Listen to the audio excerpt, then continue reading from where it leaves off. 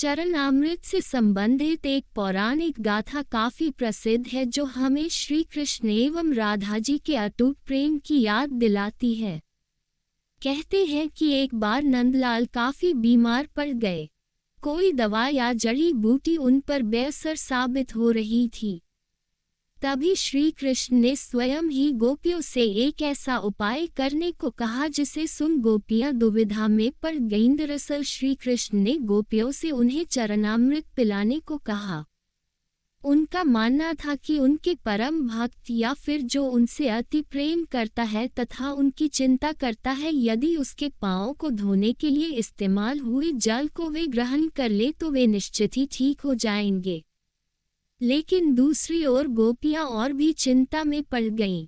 श्री कृष्ण उन सभी गोपियों के लिए बेहद महत्वपूर्ण थे। वे सभी उनकी परम भक्त थी, लेकिन उन्हें इस उपाय के निष्फल होने की चिंता सता रही थी।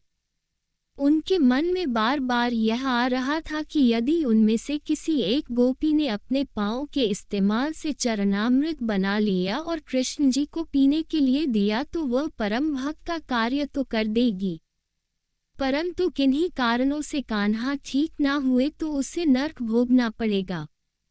अब सभी गोपियां व्याकुल होकर श्री कृष्ण की ओर ताक रही थी और किसी अन्य उपाय के बारे में सोच ही रही थी कि वहां कृष्ण की प्रिय राधा आ गईं।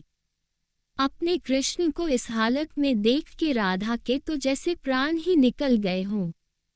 जब गोपियों ने कृष्ण द्वारा बताया गया उपाय राधा को बताया तो राधा ने एक क्षण भी व्यर्थ करना उचित ना समझा और जल्द ही स्वयं के पांव धोकर चरणामृत तैयार कर श्री कृष्ण को पिलाने के लिए आगे बढ़ी। राधा जानती थी कि वे क्या कर रही हैं।